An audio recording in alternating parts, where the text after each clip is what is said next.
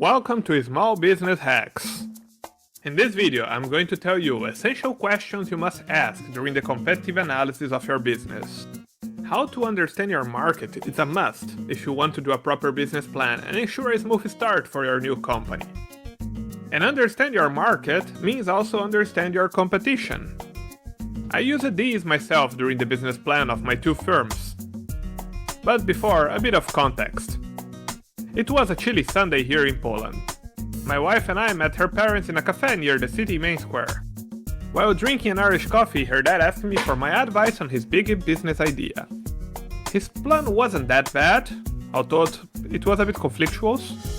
He wanted to buy an apartment near the Tatra Mountains, a ski region in southern Poland, for short-term rental. This region is our usual choice for winterscapes.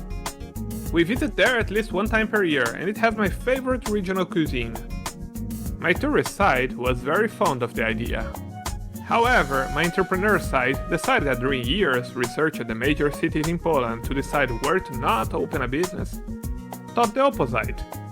Another tourist accommodation in the Podhale was a bad idea.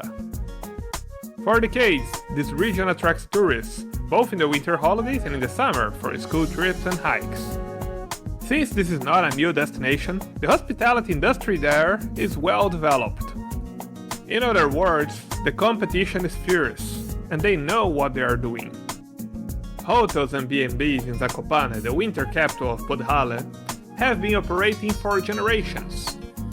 Inefficient establishments are quickly sent into oblivion there. Most of the survivors know very well what they are doing, and they do it properly. It's a hostile terrain for new players, especially inexperienced ones. My father-in-law thought that another apartment for rent in the mountains was a good idea because the area attracts many tourists. It indeed does. However, he forgot that the competition for these tourists is brutal and on a high level. To start a hospitality venture in Zakopane is equivalent to jump in the cockpit of a Formula 1 to run the Monaco Grand Prix with the experience of driving golf carts. By the way, please allow me a small digression. If you're enjoying this video, please give us a thumbs up, hit the subscribe button for next videos and activate the notifications. Now back to our subject. Let's talk about the Siren Song of high demand and low barrier markets.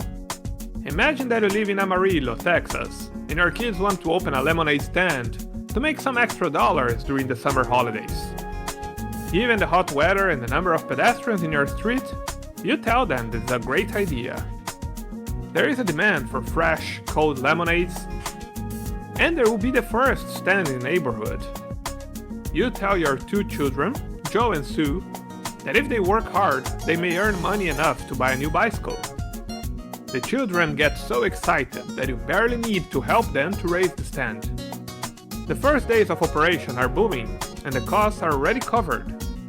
Even your seemingly optimistic perspective of making enough money to buy a bicycle sounds too modest now. Nevertheless, on a Friday afternoon, coming back from work, little Joe runs to you in despair.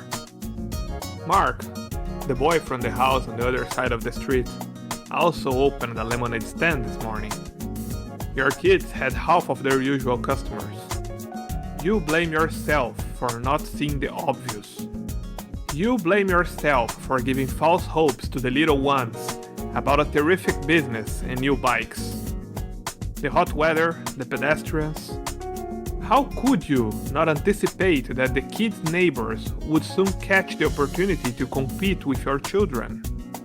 How could you not see that lemonade stands are a very low barrier market?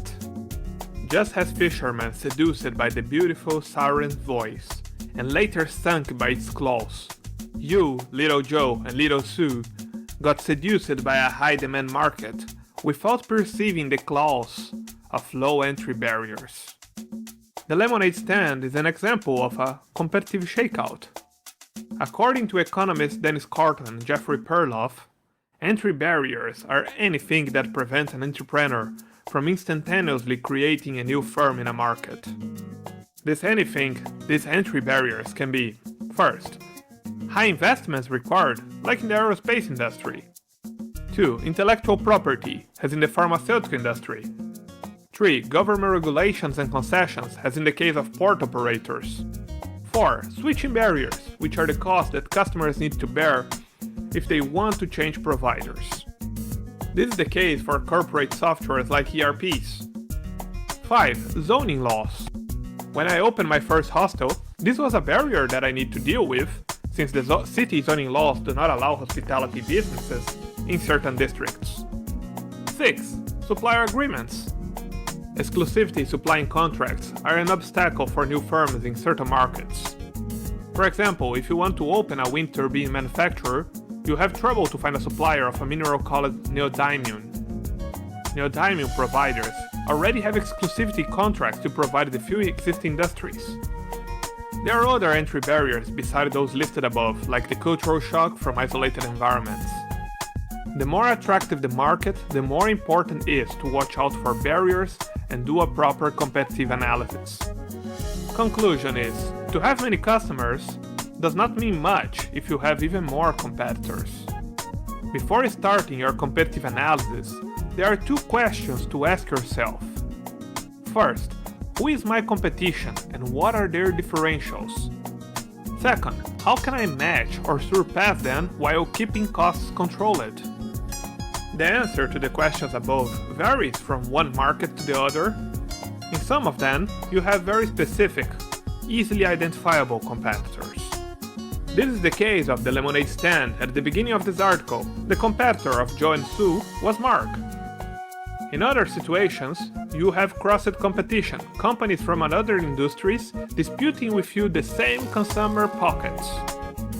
This is what happens in the transportation sector, where low-cost airlines compete against bus companies or even against ride-sharing apps like BlaBlaCar. Once you made this preliminary homework, your business plan will have the blueprint for your own competitive advantages. This is a tremendous first step for any successful entrepreneur. Thanks for watching.